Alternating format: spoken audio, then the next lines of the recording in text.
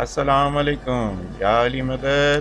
ہمارے چینل شیعہ بارہ بہتر کو سبسکرائب کریں اور ساتھ ہی ساتھ بیل آئیکن کا بٹن دبانا مت بھولیں تاکہ آپ کو ہماری آنے والی مجالس کی ویڈیوز مل سکیں۔ بہت بہت شکریہ۔ ہجری 19 رمضان کوفہ کی جامع مسجد میں کائنات کا سب سے بڑا نمازی سر مبارک سجدہ پروردگار میں اور امیر کی زبان سے جملہ نکلا فزت برب الکعبہ، رب کعبہ کی قسم علی کامیاب ہو گیا۔ یہ جملہ آج تک تاریخ انسانیت کے ذہنوں میں اٹکا ہوا ہے کہ یہ کائنات کا پہلا نمازی ہے جس کا سر سجدے میں ہے، تلوار قاتل چل چکی ہے اور ضرب کھانے کے بعد وہ کہہ رہا ہے کہ میں کامیاب ہو گیا۔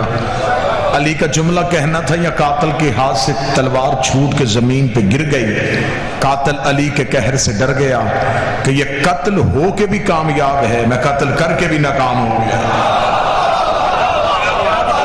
قاتل ایک سوچ لے کے آیا تھا، وہ سوچ قاتل کی وہیں رہ گئی۔ قاتل چاہتا تھا کہ میں علی کو مسلح سے اتاروں، میں سطر اب تبدیل کروں گا۔ ذہنوں کا امتحان نہیں ہوتا، عقیدوں کا امتحان ہوتا ہے۔ قاتل چاہتا تھا میں علی کو عبادت سے نکالوں، قاتل نے وار کیا، علی نے زین مسلح کی نہیں چھوڑی، علی مسلح کی پشت پہ سوار رہے، علی نے ایک لمحے کے لیے سجدہ ادھورا نہ رہنے دیا، علی نے مسلح کی پشت کو خالی نہ ہونے دیا۔ قاتل کا ہاتھ کانپ گیا، علی کا سر سجدے میں رہا، علی نے مسلح کی آبرو قائم کر دی، علی نے سجدے کا بھرم بڑھا دیا، علی نے عبادت کے درجے کو اور بڑھا دیا۔ سجدے نے علی کی پیشانی کا بوسہ لے کے کہا تیری ولایت کی قسم ہے تو نے ضرب کھا کے بھی میری پشت نہیں چھوڑی، پھر میں بھی تیری پیشانی کا بوسہ دے کے وعدہ کرتا ہوں کہ مسلح اس نمازی کو قبول ہی نہیں کرے گا جس کے دل میں علی کی ولایت ہے۔ یا علی تو نے یا علی آپ نے مسلح کی زین کو خالی نہیں کیا۔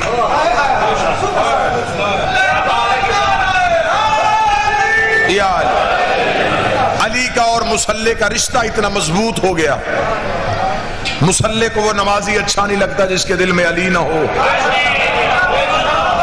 بول پڑیں گے تو تائید ہوگی، قرآن کو وہ قاری اچھا نہیں لگتا، کعبے کو وہ حاجی اچھا نہیں لگتا، محمد کو وہ صحابی اچھا نہیں لگتا۔ بغیر علی کے مسلح نماز قبول نہیں کرتا، قرآن تلاوت قبول نہیں کرتا۔ علی کے ذکر کے بغیر بندہ قرآن کی تلاوت کرنا شروع کرے تو قرآن کے لیے میرے پاس ایک لفظ ہے، قرآن ہمیشہ قاری کے ہاتھوں میں آ کے چہرہ دیکھتا ہے، جتنی معرفت ہوتی ہے اتنے معنی اگلتا ہے، باقی معنی اپنے اندر سمیٹ لیتے ہیں۔ میری پوری تقریر قربان استاد منیر نیازی کے جملے پہ۔ استاد منیر نیازی کا جملہ وہ کہتے قرآن کی آیتیں اتنی حسین ہیں یہ بے ضمیر چہروں سے پردہ کرتی ہیں۔ شاید وہ لفظ سمجھ نہیں سکا، اتنی خوبصورت ہے اللہ کے قرآن کی آیتیں، بے ضمیر پڑھنے لگتا ہے، قرآن اپنے اندر چھپنے لگتا ہے۔ صفین کا میدان تھا، لاکھوں کا ہجوم علی کے سامنے تھا، علی نے مالک اشتر سے کہا تھا مالک میرے دشمن پہ حملہ کر کے آ۔ مالک علی کا وہ نوکر، علی کا وہ کمانڈر تھا جسے علی بھی شجاع کہتا تھا، جو علی کے ہوتے ہوئے علی کے لشکر کا سپہ سالار تھا۔ مالک گھوڑے کی زین پہ آئے، مالک نے اپنے گھوڑے کو ہوا کے دوش پہ دوڑایا، جب مالک کو آتے دیکھا علی کے دشمنوں نے علی کے نوکر کے چہرے کے تیور پڑھے، انہوں نے اس کے خوف سے قرآن ہاتھوں میں اٹھا کے پڑھنا شروع کر دیا۔ قرآن کی تلاوت کرتے دیکھ کے مالک اشتر نے گھوڑا واپس کیا، علی کے خیمے کے پشت کی پچھلی جانب سے مالک گزرے، علی کی آواز آئی مالک حملہ کیوں نہیں کر کے آیا؟ مالک کا مولا گیا تو حملہ کرنے تھا، وہ قرآن پڑھ رہے تھے میں واپس آ گیا، وہ تلاوت کر رہے تھے میں لوٹ آیا۔ علی بجلی کسی تیزی سے گھوڑے کی زین پہ آئے، اللہ کا قسم اس خدا کی جس کے قبضہ قدرت میں علی کی ولایت اور امامت ہے، قرآن ان کے حلق حلقوں میں اٹکا ہوا ہے، قرآن ان کی گردنوں میں پھنسا ہوا ہے۔ اس کا مولا ایسے قاری بھی ہوتے ہیں جو پڑھے قرآن اور قرآن حلق میں رک جائے۔ فرمایا تو نے نبی کی حدیث نہیں سنی، القرآن مع علی و علی مع القرآن، قرآن علی کے ساتھ ہے، علی قرآن کے ساتھ ہے۔ قیامت تک جب بھی کوئی قاری قرآن پڑھے گا، قرآن حلق میں رک کے دیکھے گا، اگر دل میں علی ہوا تو اتر جائے گا، ورنہ حلق میں پھنس جائے۔ قرآن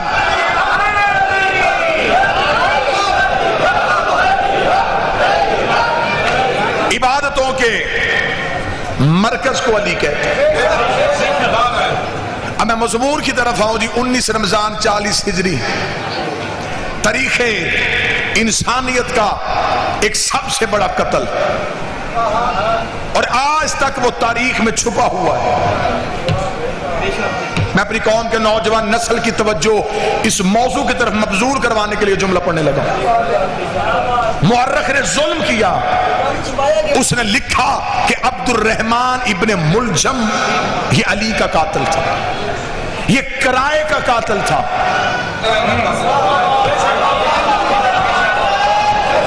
پوری توجہ سے ان حماق سے گفتگو سنیے گا۔ کوشش کیا کرتا ہوں کہ ایسے موضوعات منبر پہ پڑھے جائیں جو تبلیغ بھی اور وقت کی ضرورت بھی۔ بالکل قتل حسین میں بھی ایسا ہی ہوا، صرف ایک یزید کو پیش کیا گیا اور باقی کردار چھپائے گئے۔ قتل علی میں بھی بالکل ایسا ہی ہوا، صرف ابن ملجم کو پیش کیا گیا، جبکہ ابن ملجم کرائے کا قاتل تھا۔ کرائے کے قاتل بھیج کے قتل کروانا ہندا کے بیٹوں کی پرانی عادت، جو نوجوان بول سکے وہ سر اٹھا، سجدوں میں سر رکھ کے گردنیں دینا، یہ علی والوں کا مدتوں سے شیوا۔ ابن ملجم کے پیچھے ایک پوری ہسٹری ہے کہ ابن ملجم کو بھیجا کس نے، اس کا ذہن کس نے بنایا، آلہ قتل کہاں سے خریدا گیا، اور علی کے قتل کے پیچھے وہ محرکات کون کون سے تھے۔ اگر آپ پسند کریں تو میں یہ موضوع منبر پہ پڑھوں گا۔ پوری آپ کی توجہ مانگتے ہوئے میں علی کے قتل کی وجوہات پڑھنا چاہتا ہوں۔ میری مجبوری ہے، میرے لیے کسی عام انسان کا قتل نہیں۔ منبر سے یہ موضوع پڑھتے ہوئے بندے اس لیے کتراتے ہیں کہ ہم علی کے قتل سے پردہ اٹھائیں گے تو دوسری طرف کسی کے مذہب کی نامور شخصیات نکل آئیں گی۔ مجھے یہ مجبوری بالکل سمجھ میں نہیں آتی۔ اگر ادھر کسی کی مذہب کی شخصیت ہے، علی میرے مذہب کا نام ہے۔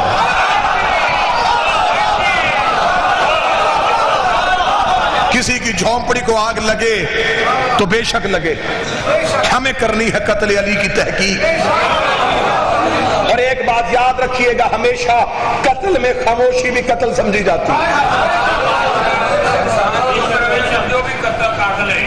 جس نے قتل پہ خاموشی کی، چلے میں بہت دور نہ جاؤں، پچھلے مہینوں کی بات کر لیتا ہوں۔ نیوزی لینڈ کی مسجد میں نہتے نمازیوں پہ فائرنگ ہوئی، وہ بھی مسجد میں قتل ہوئے، 40 لوگ تھے، پوری دنیا نے ان کے حق میں آواز اٹھائی۔ میں ٹھیک کہہ رہا ہوں؟ کسی مسلک، کسی فرقے بالا تر ہو کے، بلکہ لوگوں نے مذہب بھی نہیں دیکھا، غیر مذہب نے ان کے حق میں آواز اٹھائی۔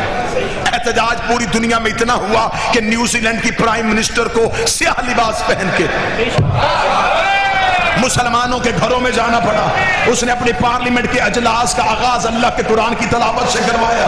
جب اس سے صحافیوں نے پوچھا تو نے یہ کام کیوں کیا ہے، اس عورت نے جواب دے کے بڑے بڑے مسلمان مولویوں کے برج زمین پہ پھینک دیے۔ اس نے کہا میں نے یہ کام اس لیے کیا ہے، میں نے لباس مسلمانوں والا پہنا، میں نے قرآن کی تلاوت سے آغاز کروایا، اس لیے کہ قاتل کا تعلق میرے قبیلے سے ہے۔ میں دنیا کو بتانا چاہتی ہوں کہ میرا تعلق مقتول سے ہے، قاتل سے نہیں ہے۔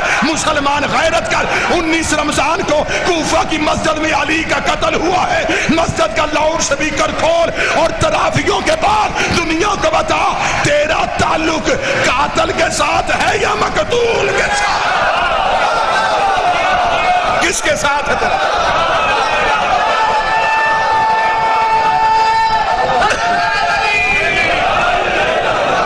بسم اللہ سے بڑا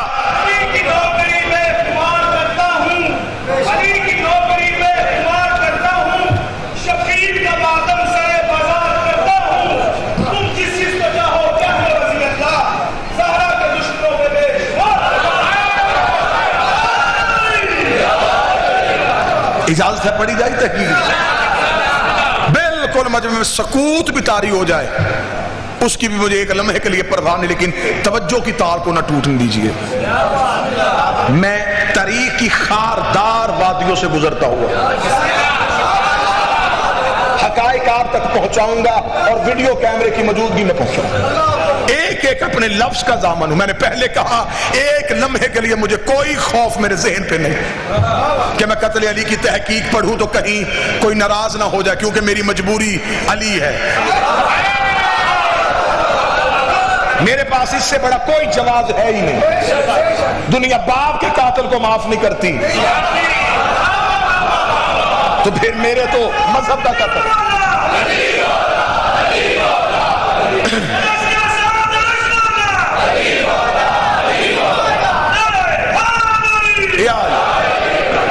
ये है 1440 हिजरी। 40 हिजरी को मौला अली का कत्ल हुआ। 1400 साल गुजर हो गए इस फाइल को बंद हुए तारीख में छुपा के रखी हुई है। बाहर सिर्फ एक कातिल का नाम लिख दिया, अब्दुर्रहमान इब्ने मुलजम, ये कातिल है, इस पे लानत करो और मुतमिन होकर घरों में चले जाओ। बाकी पूरे मिल्लत में किसी का कोई कसूर नहीं था। कैसे हो सकता है कि उस दौर के खलीफा का कत्ल हो? बिस्मिल्लाह। एक मुसलमानों के, चले हमारे तो पहले इमाम हैं, अहले सुन्नत के तो चौथे खलीफा हैं। गुजरा वाला है सरकार। दना और दानिशमंदी आपकी धरती का वतीरा है और खासा है। आपके सामने मैं पहली दलील कत्ल अली पे पढ़ने लगा। अंधा कत्ल हो जाए ना जी किसी जगह पे, अंधा कत्ल, और कातिल का बिल्कुल भी पता ना हो, तो पहला सवाल ज़हन में उभरता है कि पता करो मकतूल की दुश्मनी किस किस से थी। इतने बंदे मुझे चाहिए तो जो बोल पड़े, इतने मेरे साथ रहे ना, मैं मौजू पूरा पढ़ दूंगा अगर इतने बंदे मेरे साथ हैं। पहला सवाल ज़हन में उभरता है, मकतूल की दुश्मनी किस किस से? बंदा कहता है जी मकतूल की दुश्मनी अगर हम बचपन से देखना शुरू करें तो बचपन में भी लड़ाइयां, जवानी में भी झगड़े, जायदाद के तनाजे, बहुत सारी इसकी जिंदगी में तो बहुत से लोगों से इसके इख्तलाफात रहे।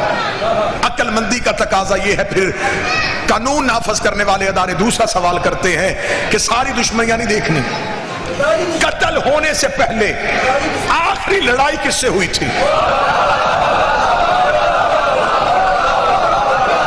मजमा चुप भी हो जाए तो मैं अकेला भी 12वें की कचहरी में खड़ा हूं, मेरा बादशाह तो देख रहा है, मैं उसके दादे के कत्ल की तहकीक पढ़ रहा हूं। आज जमाना सिर्फ एक ही सवाल का मुझे जवाब लेके बताए कि अली की कत्ल से पहले आखिरी लड़ाई किससे हुई थी? तो 40 हिजरी को अली का कत्ल हुआ है, 36 हिजरी को जमल हुई है, 37 हिजरी को सफीन हुई है। अली के कातिल को तो पता चल गया, अली का कातिल या जमल में खड़ा है या सफीन में खड़ा है। अली के कातिलों का सुराग पहला खुरा हाथ आ गया जी। इजाजत है चले पीछे, साथ तू मेरा देते रहना, चुप करके मेरे पीछे चलते रहना, यूं कातिल के गिरेबान में जाके हाथ डालो। बिल्कुल एक लम्हे के लिए जहन में नहीं आया कि मैले जमीन पे ना चली जाए, अधूरा पैगाम चला जाए, ये वीडियो रिकॉर्ड कर ले, ये बात महफूज हो जाए। किसी भी चौक में अली और ज़हरा की वकालत करता मारा भी जाऊं, ये लफ्ज महफूज हो जाने चाहिए कि कत्ल अली का खुरा किसके घर जाके निकला। जवान मेरा साथ देते रहना जी। ले जी कत्ल अली का पहला सुराग मिल गया। आखिरी लड़ाइयां 3 और 4 साल पहले हुई और वो जमल हुई और सफीन हुई। जब मैंने तारीख के कलेजे पे हाथ डाल के कहा कि बता जमल में अली के मुकाबले में कौन था, सफीन में अली के मुकाबले में कौन था, तारीख के माथे पे शर्मिंदगी का पसीना आ गया। तारीख के जिस्म पे यूं कप कपी तारी हुई।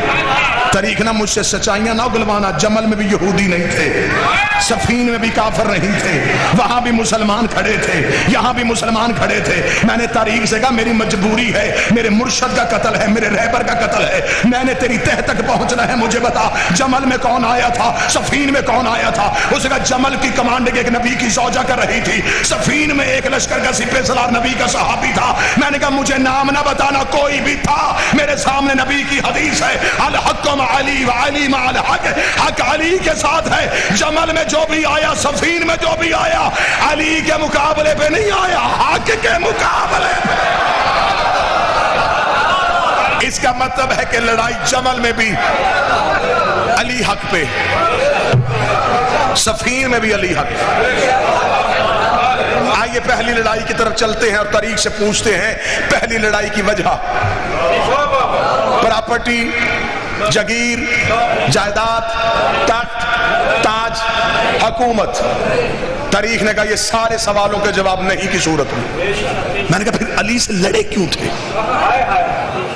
اب میں نے پہلے کہا ہے کہ واللہ بخدا یہ ممبر کے غلاف پہ میرا ہاتھ. اگر آپ کہیں نا کہ میں نے کسی ایک صفحے سے پڑھ کے آپ کو سنا دیا، دانتوں کو پسینہ آتا ہے تاریخ سے یہ حقیقتیں نکالنے کے لیے جو میں آپ کے سامنے پڑھ لوں. جب تیسری خلافت کا دور تھا، تیسری خلافت، اس وقت مسلمانوں کے مدینے میں 3 طرح کے طبقوں نے تیسری خلافت کا بائیکاٹ کیا تھا. یہ ہسٹری ہے اور تاریخ کبھی بھی شیعہ سنی نہیں ہوتی. تاریخ کی حیثیت آج کے دور میں اخبار کی ہے. مورخ نے لکھا ہے واقعہ، ہم نے وہ واقعہ پڑھنا ہے، نتیجہ ہم نے آپ کے سامنے نکالنا. تاریخ نے کہا کہ 3 طرح کے طبقوں نے تیسری خلافت کو قبول نہیں کیا. پہلا کس نے قبول نہیں کیا؟ پہلا ایک گروہ تھا نبی کی بیویوں کا. انہوں نے تیسری خلافت کو قبول نہیں کیا. وجہ کیا تھی؟ وجہ یہ تھی کہ تیسرے خلیفہ نے آتے ہی نبی کی بیویوں کے وظیفوں میں کمی کر دی تھی. بچے ساتھ ساتھ سنتے آنا، ساتھ ساتھ نوٹ کرتے آنا. تیسری خلافت کے دور میں نبی کی ازواج جو تھیں انہوں نے تیسری خلافت کے ساتھ، حکومت کے ساتھ باقاعدہ معاہدہ اس لیے طے نہ کیا کہ انہوں نے وظائف میں کمی کر دی تھی، کیونکہ نبی کی ہر بیوی کو نبی کے بعد بیت المال سے وظیفہ ملتا تھا. ایک ہی نبی کی بیوی ہے جس نے وظیفہ نہیں لیا.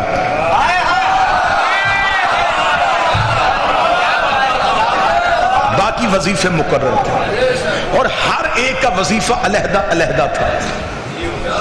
یہاں پہ میرا پہلا سوال ہے تاریخ کے مورخ سے کہ جب سب ایک جیسی رتبے میں تھیں، وظیفہ علیحدہ علیحدہ کیوں تھا؟ جب برابر تھا، رتبہ ایک جیسا تھا، تعلق نبی کے ساتھ تھا، وظیفہ ایک جیسا کیوں نہیں؟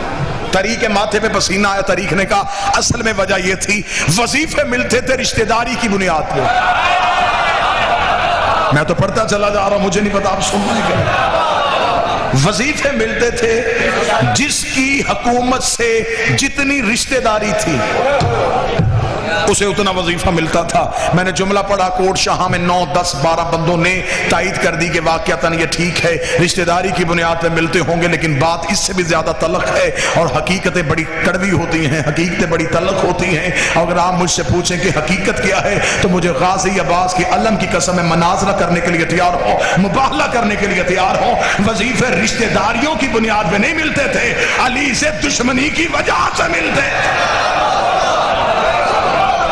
جس کی جتنی دشمنی زیادہ ہوتی تھی، جس کی جتنی دشمنی زیادہ تھی اسے اتنا زیادہ نوازا جاتا تھا. موضوع پسند ہے یا نہیں ہے سر؟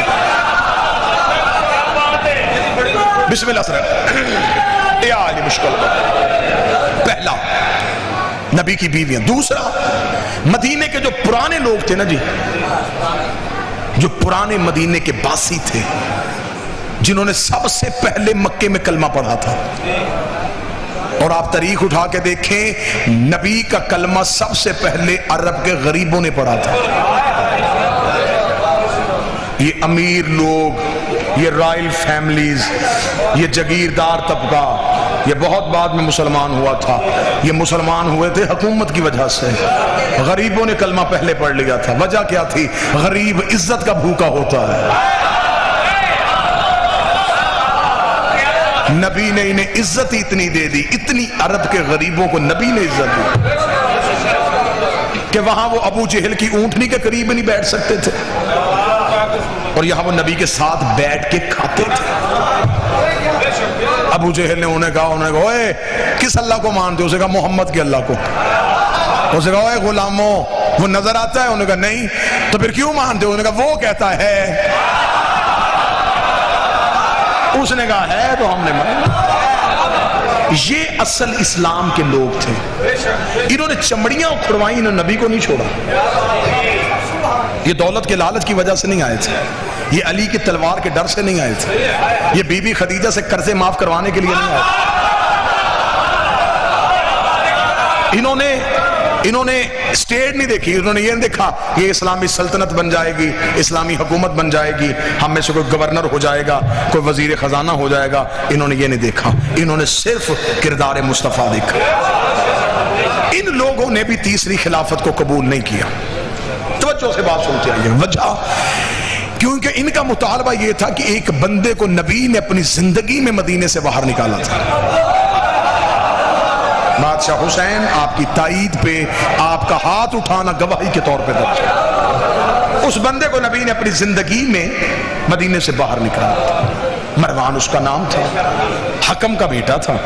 باپ اور بیٹا دونوں مل کے رسالت ماپ گلیوں میں چلتے تھے، یہ پیچھے نبی کی نقلیں اتارتے تھے اور نبی کو طعن و تشنیع معاذ اللہ ثم معاذ اللہ توہین کرتے تھے۔ نبی نے حکم نہیں دیا، اس نے دیا کہ تو برداشت کر لیتا ہے، مجھ سے نہیں۔ انہیں مدینے سے باہر نکال، انہیں مدینے سے اتنا باہر نکال کہ تیرے بعد جو بھی تیری جگہ پہ آئے وہ ان کو مزید باہر نکال دے۔ جب تیسرا خلیفہ آیا تو بجائے ان کو باہر نکالنے کے اسے مدینے بلایا، صرف مدینے نہیں بلایا، اسے مصر جیسی اہم ریاست کا گورنر بنا دیا۔ نوجوانوں کے لیے یہ باتیں نہیں ہوگی لیکن ضرور ان باتوں کو ذہن میں رکھنا، یہ میں پوری تاریخ کا سفر لمحوں میں کرنے لگا۔ مصر کا گورنر بنا دیا۔ مصر اس دور کی سب سے مہنگی اسلامی ریاست تھی، سب سے زیادہ پیسہ مصر سے آتا تھا اور سب سے بڑے خائن کو اس کے اوپر گورنر بنا دیا۔ مدینے کے لوگوں نے جو پرانے رہنے والے تھے وہ اکٹھے ہو کے آئے حضرت محمد بن ابی بکر کے پاس۔ کون کہتا ہے کہ ہم صحابہ کا احترام نہیں کرتے؟ بسم اللہ۔ محمد بن ابی بکر کے پاس اور انہوں نے آ کے محمد بن ابی بکر سے کہا کہ آپ جا کے مولا علی سے کہیں کہ اسے کہے کہ اسے مصر کی گورنری سے ہٹائے۔ محمد بن ابی بکر رات کے وقت مولا علی کے پاس گھر آئے۔ اور ایک بات میں اور اپنے بچوں کو بتاؤں، مسلمان تاریخ نے بڑا ظلم کیا ہے۔ انہوں نے 3 حکومتوں میں جو مولا علی کا دور تھا اسے لکھا کہ علی نے دور جو ہے یہ خاموشی میں گزارا، گوشہ نشینی میں گزارا، علی گھر سے نہیں نکلتے تھے، علی قرآن جمع کرتے تھے۔ بہت بڑا ظلم ہوا ہے یہ علی جیسی شخصیت کے ساتھ کہ علی کے اتنے لمبے دور کو صرف چند جملوں میں بند کر دیا گیا۔ اور شیعہ بھی یہی جملے ممبر سے میں نے خود سنے ہیں، بندے کہتے ہیں علی قرآن جمع کر رہے تھے۔ وہ کون سا قرآن تھا جو علی کے پاس نہیں تھا؟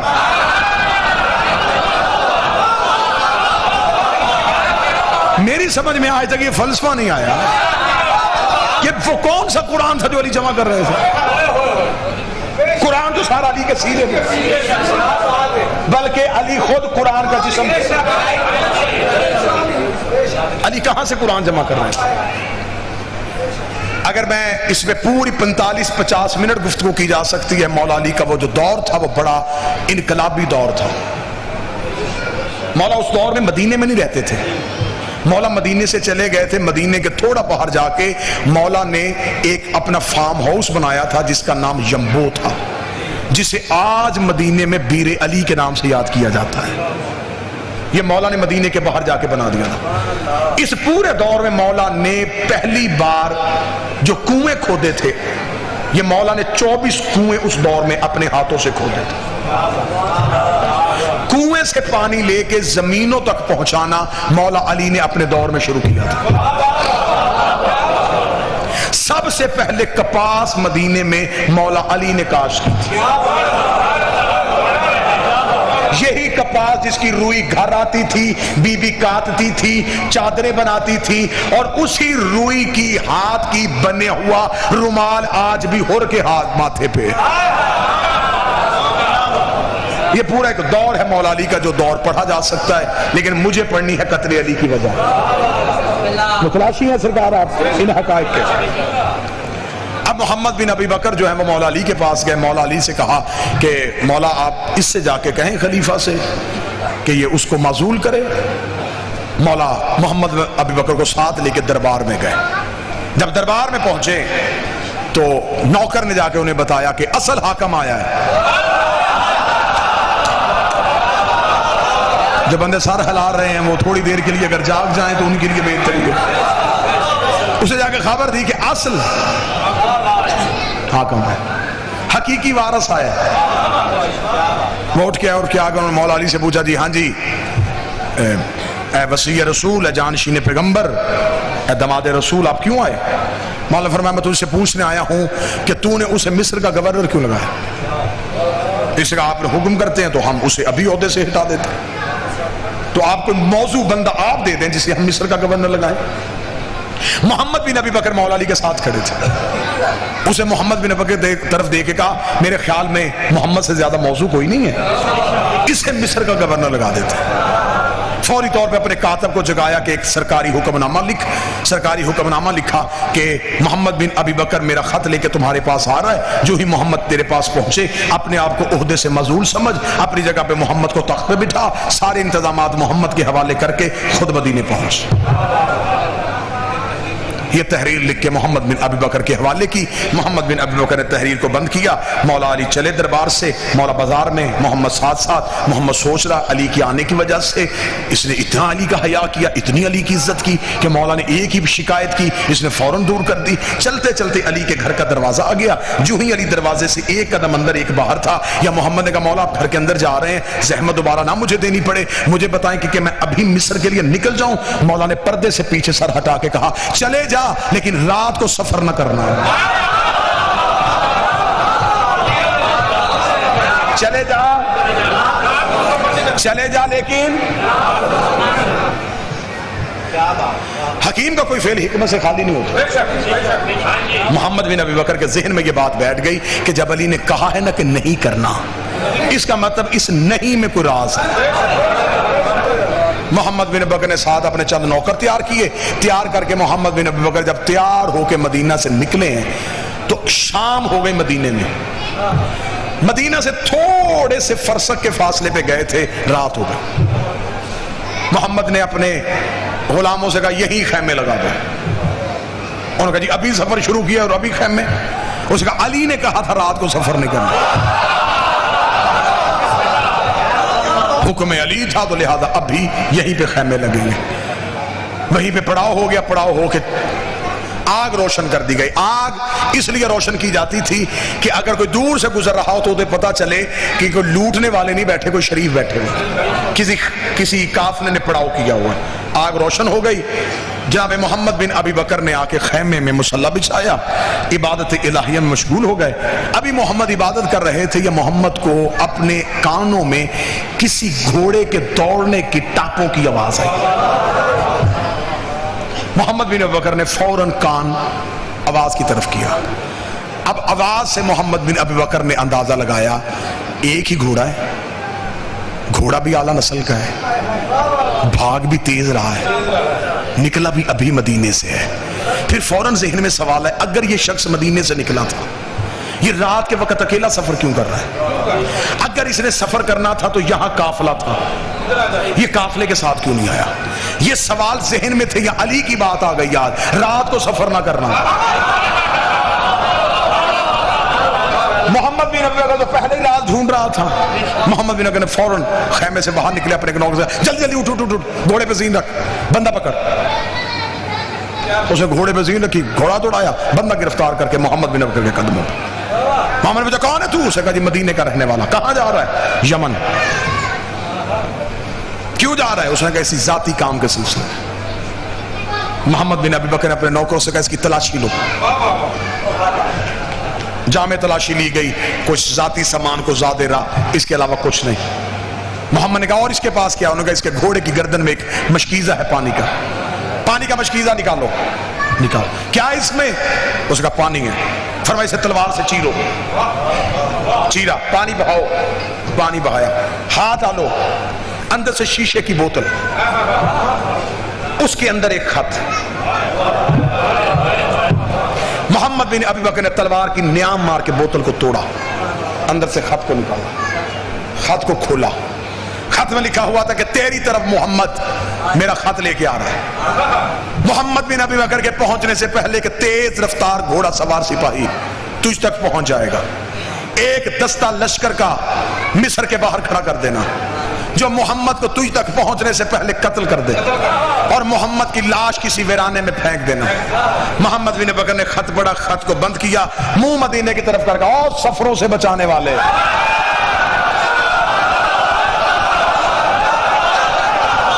اور نیتوں کے لہجے سننے والے, اور ارادوں سے باخبر,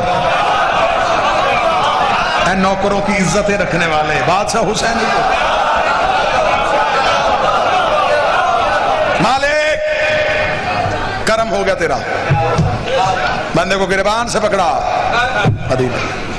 مدینے میں جا کے علی کے دروازے کے باہر محمد بن ابی بکر کے قدم رکے تھے. یہ علی کی حجرے سے آواز آئی, بندہ گرفتار ہو گیا.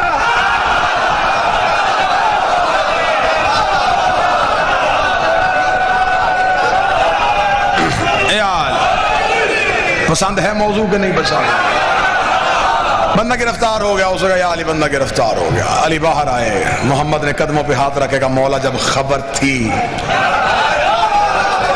مجھے کیوں بھیجا؟ مولا مسکرا کے فرماتے محمد میں ثبوت کے بغیر حملہ نہیں کرتا. کہاں سے لا گئی دنیا علی جیسا امام. بندے کو پکڑا اور مولا علی اپنے گھر میں گئے. تاریخ کہتی ہے علی نے زرد رنگ کی عبا پہنی. زرد عبا ہمیشہ مولا علی جنگ میں جاتے ہوئے استعمال کرتے. جب علی اپنے کاندھے پہ زرد عبا رکھتے تھے تو مدینے کے لوگ دروازے بند کر لیتے تھے کہ آج علی جلال میں ہے. اس رات مولا نے زرد عبا اپنے کاندھے پہ رکھی. کاندھے پہ رکھ کے مولا دربار کی طرف گئے. دربار کے باہر نیزے بردار مشعلیں لے کے سپاہی کھڑے تھے. علی ٹھوکر سے دروازہ کھولا, اٹھاؤ اسے. علی کا جلال تخت سے زمین پہ گرا. نہ تاج سنبھلا نہ عبا سنبھلی. بڑبڑاتے ہوئے علی کے سامنے آ کے جی یا علی حکم. علی نے فرمایا کہ یہ کاسہ تیرا ہے.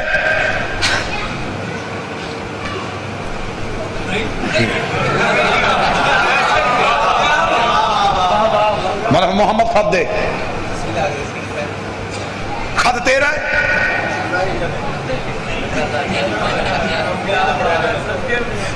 علی نے فرمایا چمڑا دربار کا ہے.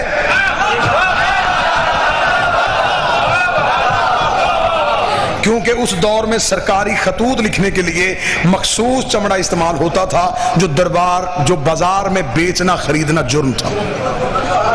مولا نے فرمایا یہ چمڑا دربار کا ہے, اب اسے انکار نہیں ہو سکتا. دستخط تیرے ہیں, مہر تیری ہے, کاسہ تیرا ہے, گھوڑا دربار کا ہے.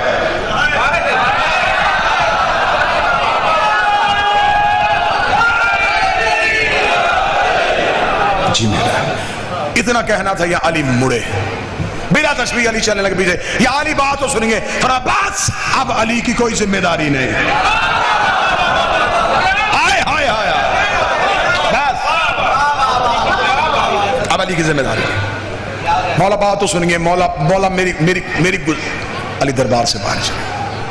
دربار سے باہر گئے. خبر مدینے میں آگ کی طرف پھیل گئی. جو ایک گروہ پہلے ہی دشمنی میں آمادہ تھا ان کے ہاتھ یہ جواز آ گیا. انہوں نے خلیفہ کے گھر کا گھراؤ کر لیا. پوری رات بندوں نے گھر کا گھراؤ کیے رکھا. تاریخ میں جملے نہ ہو میں اس شوق میں گردن کا لہو دوں.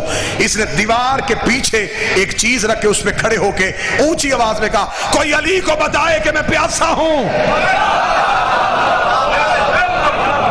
کوئی علی کو جا کے خبر دے کہ میں بھوکا ہوں. اتنا سخت پہرا تھا کہ پرندہ پر نہیں مار سکتا تھا. یا یکدم گلی میں دو سائے داخل ہو گئے. सिपाहियों ने कहा रोको रोको रोको, इसे कौन है? पीछे से आवाज आई, रास्ता दो, हसन और हुसैन आ रहे हैं। नेज़े हटे। जब रोशनी में शहजादे आए, हसन के हाथ में खाना, हुसैन के हाथ में पानी। शहजादों ने दीवार पे खाना और पानी रख के कहा, सखी ने भेजा है।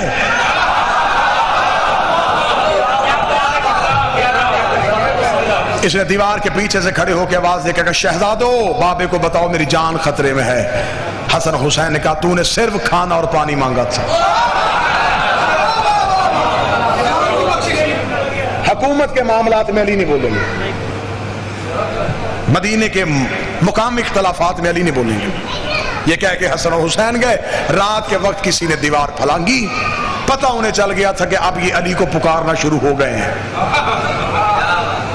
लिहाजा उन्होंने कहा, ये रात बड़ी अहम है। उसी रात में खलीफा का कत्ल हो गया। कत्ल जब हुआ, खलीफा का खबर पहुंच गई पूरे दुनिया में, अरब दुनिया में। एक नबी की बीवी जो है वो मदीना से इसी खलीफा से नाराज होके बसरा चली गई थी।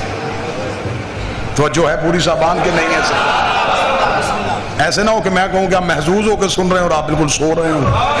हूं हाँ थोड़ी थोड़ी करते रहिएगा, 1.5-2 मिनट को। उन्हें बसरे खबर मिली कि आइए, काम बड़ा आसान हो गया है, खलीफा कत्ल हो गया है। कत्ल डालते हैं अली के सर, अली की दुश्मनी भी पूरी हो जाएगी। वो तो हुई हुई, हुकूमत पे कब्जा हमारा हो जाएगा। ये एक पूरा ग्रोह लेके, एक लश्कर लेके बसरा से रवाना हो गए। खबर मदीने पहुंच गई। मौला ने एक मखसूस सहाबा का लश्कर साथ लिया। अली ने रस्ते में जाके कहा, इन्हें मदीने दाखिल होने से पहले रोके। रस्ते में एक मैदान में जाके दोनों फौजों का आमना सामना हो गया, क्योंकि वो जो आई थी वो ऊंट पे बैठी हुई थी। ऊंट को अरबी में जमल कहा जाता है। जिस मैदान में जाके वो ऊंट रुका उसे कहते हैं मैदान जमल, जिसकी वजह से ये जंग मशहूर है, जंगे जमल। अब वहां पे आके ऊंट खड़ा हो। ऊंट जब खड़ा हुआ तो उससे पहले रस्ते में एक लाइन में भूल गया, मैं एक लम्हे के लिए वापस जाता हूं। एक जगह पे गुजरते हुए इस ऊंट पे कुत्ते भौंके थे। इस बीबी ने तलहा और जुबैर से पूछा, ये कौन सी जगह है? उन्होंने कहा मकाम हवाब है। इसने लर्ज के कहा, आधी रात को मुझे मोहम्मद ने जगा के कहा था, जिसे मकाम हवाब के कुत्ते भौंके वो हक पे नहीं भौंके। मेरी बीवियों में से एक बीवी जिसे हवाब के कुत्ते भौंकेंगे वो हक के खिलाफ थे। 40 बंदों ने कुरान पे हाथ रख के गवाही दी कि ये जगह हवाब नहीं। ये इस्लाम की पहली झूठी गवाहियां थी। जिन्होंने हवा पे झूठी गवाहियां दे दी, यही गवाहियां फतक में इस्तेमाल हुई थी। अब आके खड़े हो गए, मैदान सज गया। अली हर सूरत कोशिश कर रहे थे कि जंग ना हो, क्योंकि उनकी साजिश थी कि अली के हाथों कत्ले आम हो ताकि हम अली की दुश्मनी में मजीद इजाफा कर सके। अली चाहते थे कि मजीद कत्ले आम ना हो। मौला अली ने, बस मैं बिल्कुल खत्म करने लगा हूं, चंद चेहरे नींद में आ गए तो अब मैं बिल्कुल खत्म करने लगा हूं, बस बात मुकम्मल करूं सरकार। बिस्मिल्लाह।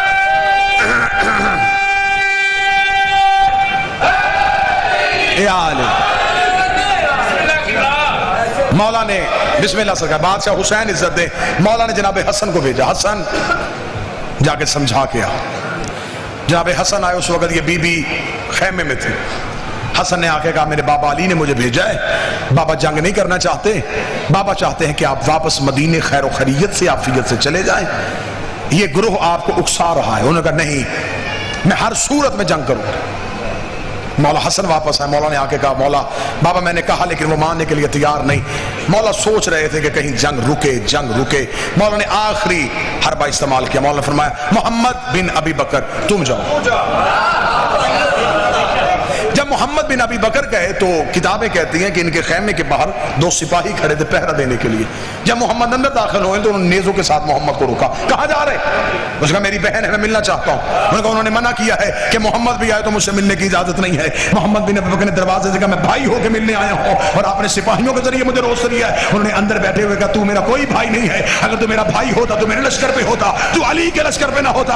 جملے محمد بن ابی بکر کے نہ ہو, میں اپنی گردن کا لہو دوں. محمد بن ابی بکر کا کس بھائی ہونے کا فائدہ اٹھا رہی ہے؟ تیرے جیسی 1000 بہنیں ہو, میں علی کی نوکری سے قربان, میں علی کی نوکری نہیں چھوڑ سکتا. میرے سامنے حدیث پیغمبر ہے.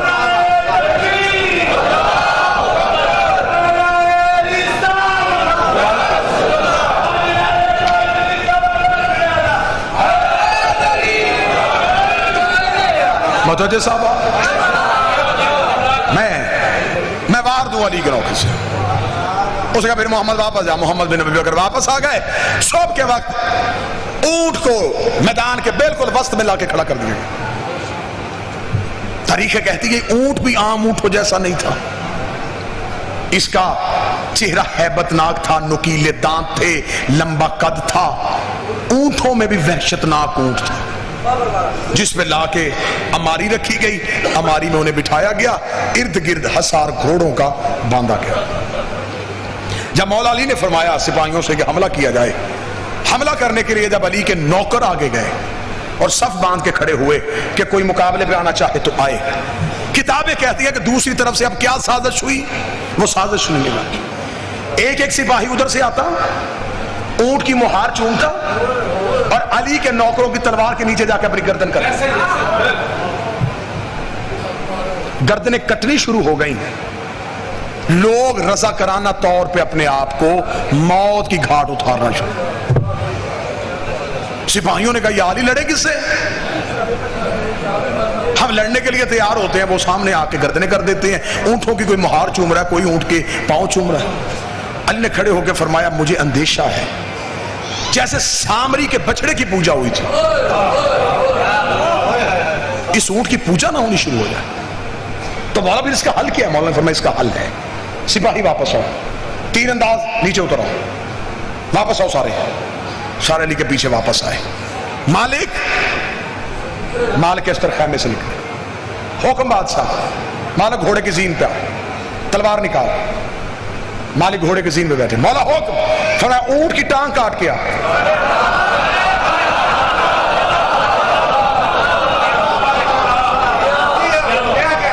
اب علی کے نوکر پیچھے بیٹھے, علی کے بیٹے جو ہیں وہ ٹیلے پہ ہیں اور علی دیکھ رہے ہیں. مالک اس طرح گھوڑے کی زین پہ حکم علی آیا, تلوار نیام سے نکالی, پوری شدت سے مالک دوڑ کے گئے, گھوڑے کی زین چھوڑی, گھٹنوں کے بل کھڑے ہو کے مالک نے وار کیا, اونٹ کی گردن کاٹی. مالک گھوڑے کی پچھ پہ سوار ہوئے, گھوڑا آگے نکل گیا.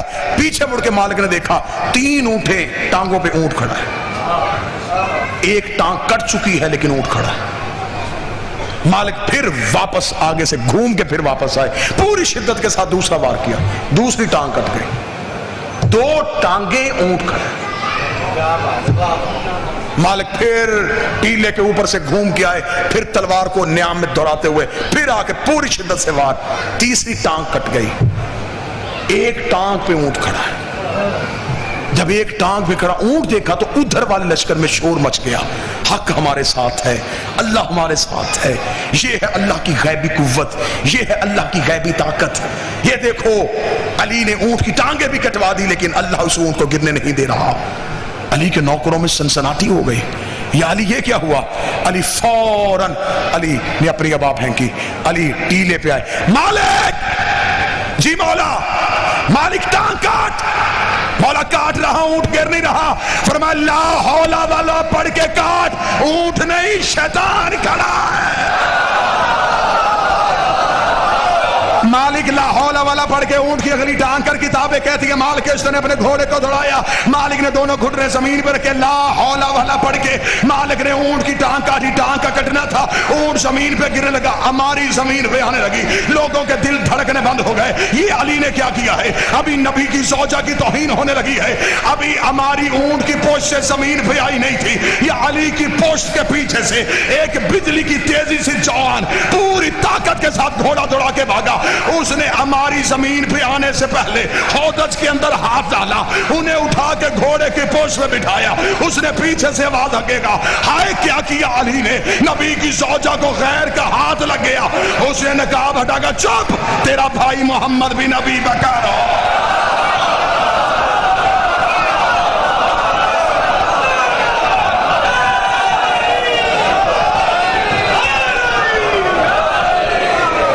मैं गैर नहीं,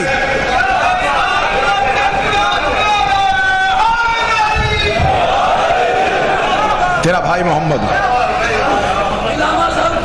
बादशाह हुसैन इज्जत दे दे, जिसने 45 मिनट मेरा साथ दिया, अगली सदर भी उसी बंदे के लिए। बादशाह हुसैन इज्जत दे दे, शहजादी, शहजादी कौन है? तेरा भाई मोहम्मद बिन अब्बास। अब जिस जुमले के लिए जी पूरी मेहनत की है ना जी, जुमला नहीं पढ़ने लगा, मैं दलीलों के सर काटने लगा। एक लम्हे के लिए कोट शाह अपनी समाते मुझे उधार दे दे, अगले लम्हे में यूं अपने आप को अर्श पे हल्का महसूस करोगे। या जब मोहम्मद की आवाज आई, दोबारा आके खैमे में बिठाया गया, अली खुद अपने बेटों के साथ गुफ्तगू करने के लिए खैमे के बाहर आए। अली ने फरमाया, मैंने पहले हसन को भेजा, फिर मैंने मोहम्मद बिन अबी बकर को भेजा, मैंने बार बार कोशिश की कि आप वापस चली जाए, लेकिन आपने अपनी निस्बत का ख्याल नहीं किया। मुझे रसूल की निस्बत बड़ी अजीज थी। उन्होंने खैमे के अंदर बैठे हुए कहा, काश अली तू मेरी निस्बत को समझ आता, मैं मदीने जाके लोगों को बताऊंगी तूने रसूल की ज़ौजा के साथ ये सलूक किया। इतना कहना था, अली ने खैमे के बाहर से आवाज देगा, दोबारा ये फख्र अली के सामने ना करना, रसूल की ज़ौजा थी है नहीं, थी है नहीं। इतना जुमला कहना तो उन्होंने कहा, किस तरह निस्बत से महरूम कर सकता है? अली ने फरमाया, मुझे मोहम्मद ने अपना नफ्स कहा है, मैं नफ्स मोहम्मद होने के तहत आज से आपको निकाह से खारिज कर।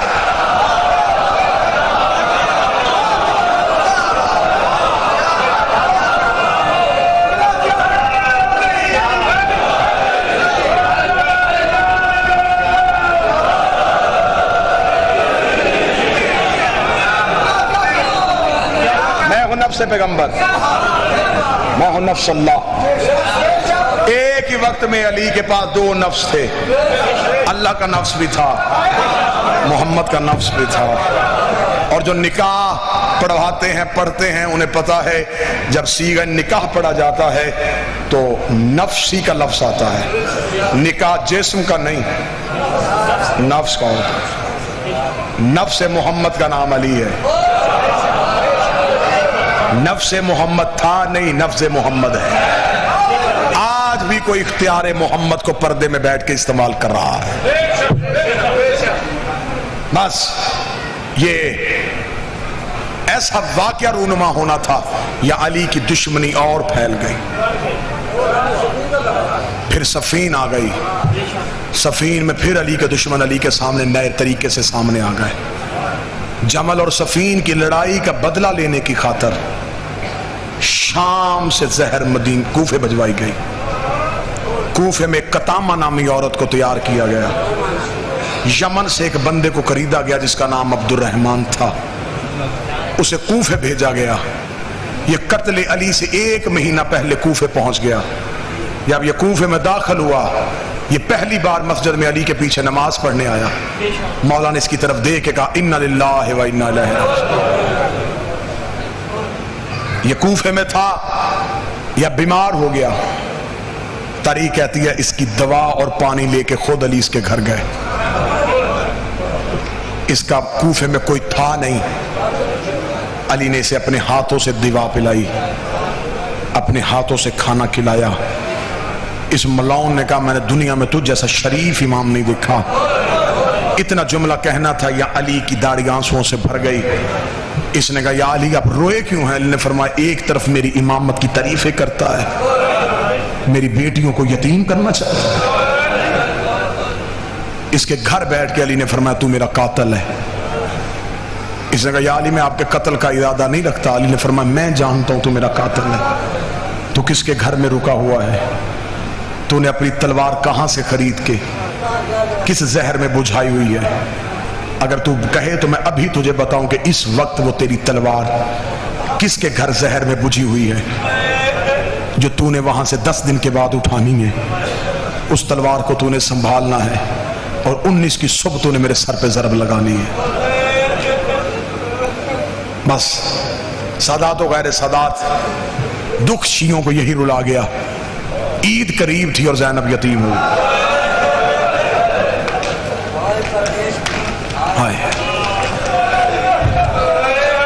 بیٹیوں سے یتیمی تو برداشت ہی نہیں ہوتی, وہ بھی پردیس میں, وہ بھی عید قریب.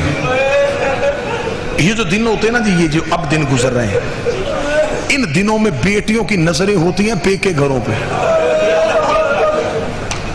کوئی بھائی کے انتظار میں, کوئی بابے کے انتظار میں. کسی کو ہے میرا بھائی آ رہا ہوگا, کسی کو ہے میرا بابا آ رہا ہوگا. جتنے مومن بیٹھے ہو, بھائی بیٹھے ہو, بہنوں والے, تمہیں زینب کے اجڑنے کا واسطہ. زندگی میں بہنوں سے ناراض نہ ہونا. یہ بہنوں کی ناراضگیاں وقتی ہوتی ہیں, انہیں بھائیوں پہ بڑا مان ہوتا ہے, انہیں بڑے مان ہوتے ہیں اپنے بھائیوں پہ. سادات و غیر سادات سے معافی مانگ کر بس بہت زیادہ پڑھ گیا, اتنا پڑھنا چاہیے نہیں تھا. وقت کے دامن میں وسعت نہیں, صرف اور صرف زیادہ سے زیادہ 5 منٹ مصیبت پڑھوں گا. 2 آنسو آپ کی آنکھ سے آ گئے, 1 آنسو کی خیرات اور چاہیے. ان پاک راتوں میں بیٹھ کے حسین کو رونے کا اجر بھی بہت زیادہ ہو جاتا ہے. ریڈی لگاتا ہوں نا جی بھائی, بہن کے گھر عید دینے جائے. بہن کو پتا ہوتا میرا بھائی غریب ہے, بہن عید لیتی نہیں, رو کے کہتی ہے تیری جوانی کی قسم مجھے چیزوں کی ضرورت نہیں, تو چل کے میرے گھر آ گیا نا, میرے لیے یہی بڑا ہے. بس تو میرے گھر آ جایا کر, مجھے کسی چیز کی ضرورت نہیں ہے. بہنوں کو بڑا انتظار ہوتا ہے پیک کے گھروں کا. اب کوئی ماتمی بیٹھا ہے تو ہائے کہہ دینا یا ایک ہاتھ سینے پہ مار دینا. علی کے بعد کوفے میں پہلی عید تھی. حسن سر پہ بابے والا امامہ رکھ کے بہن کے گھر گئے. حسن کی آواز رو کے آئی, زینب بابے کے بعد پہلی عید ہے. زینب میں حسن بھائی بن کے نہیں بابا بن کے آیا ہوں, ہو سکتا ہے تمہارا گریہ بلند ہو جائے تو میں اسی روایت میں ممبر چھوڑ دوں. رو کے حسن کی آواز آئی, زینب بھائی بن کے نہیں بابا بن کے آیا ہوں. زینب عید آ گئی ہے, کچھ مانگ میں تجھے باپ بن کے دوں. اتنا کہنا تھا, مصلی سے اٹھی علی کی نمازی بیٹی, بھائی کے گلے میں باہیں ڈالی. حسن کی داڑھی چوم کے کہتی تیری جوانی کی قسم ہے, میں نے تو زندگی میں بابے سے بھی کچھ نہیں مانگا تھا, میں تو زندگی میں بابے سے کبھی بولی نہیں تھی. حسن رو کہتے پھر میری حسرت ہے تو مجھ سے کچھ مانگے میں تجھے دوں. رو کہتی ہے حسن میں جو مانگوں وہ دے گا. حسن نے حسین کے سر پہ ہاتھ رکھا, رکھے گا میں حسین ضامن دیتا ہوں, تو جو مانگے گی میں دوں گا. جو ماں بھی بیٹھو ایک ہاتھ سینے پہ مارنا. زینب نے بھائی کے گلے میں باہیں ڈالی. رو کہتی پھر میری منت ہے, ایک بار عباس سے کہے میرے باپ علی کے کپڑے پہن کے مجھے میرے گھر میں چل کے دکھائے, میں غازی کو چلتا ہوا دیکھو, مجھے میرا بابا علی یاد آئے. اور عباس جب چلتا ہے چلنے میں علی جیسا لگتا. اللہ لعنت اللہ علی القوم الظالمین.